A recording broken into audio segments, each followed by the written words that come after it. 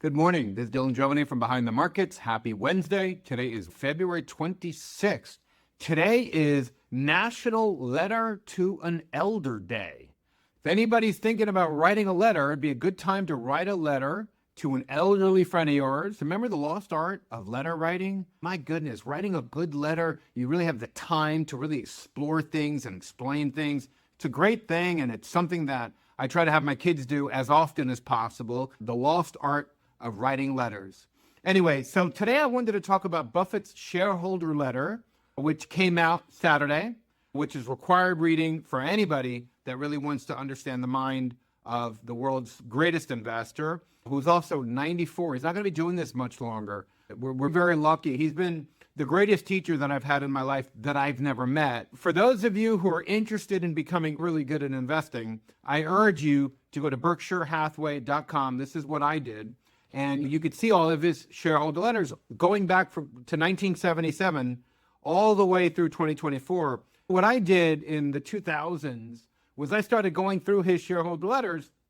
And when you read the ones from 77, 78, 79, it's like nobody knows him. He's not famous yet. He's just the guy running a company, and he's really describing how to look at opportunity by companies that have certain economic characteristics. He's explaining why these characteristics are better than those, and on and on. It's a clinic. It's a class in how to do that kind of thing. It's a class in how to really focus on the right type of investments. I really picked them. And the great thing about it is, since he's talking about business, it not only works in the stock market, but it works in the companies that many of you are running right now. It helps you think about how to run them better, smarter, etc. But anyway, there are a couple of things that I want to talk about in his shareholder letter. I'm not going to tell you anymore. Last week I talked about that he's really been a net seller, a big net seller. So have all basic professional investors. We've been selling into the buying the past 6 months, of course, as the market's gone very overvalued. I'm not going to tell you that he hasn't done any buybacks, because he hasn't. He stopped buybacks 3 quarters ago when the market just went bonkers.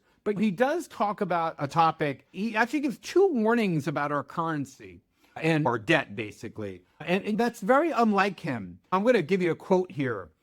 Quote, "And never forget that we need you to maintain a stable currency, and that result requires both wisdom and vigilance on your part." He's talking to the leaders of our country about the importance of a stable currency. And he goes on to say, quote, "Paper money can see its value evaporate if fiscal folly prevails. In some countries, this reckless practice has become habitual. And in our country's short history, the U.S. has come close to the edge. Fixed coupon bonds provide no protection against the runaway currency." What is he saying here? What he's saying is, when you spend like crazy, you really harm your currency, and then people will no longer want to buy bonds. He's basically saying what we talk about here. Fixed coupon bonds with a coupon, let's say the 30-year paying 4.5%, provide no protection against runaway currency, because the inflation of that, the 4.5% won't cover the inflation when you're printing so much money. You know, your inflation is going to be 7%, 10%, whatever it is. So fixed coupon bonds, certainly at 4.5%, provides no protection against it. Warren Buffett's one of these guys who's praised by name, criticized by category. He's not going to talk about any leaders on the left or on the right. He's going to talk about policy, which is really what I like to talk about. It doesn't matter really if you're on the left or on the right. The policy of either party is what's very important to us as investors, and we've got to be very objective and very open-minded about this. So this is about as warning as Buffett can get. 2 separate warnings at 2 different points in his book. And look, we have spiraling fiscal problems.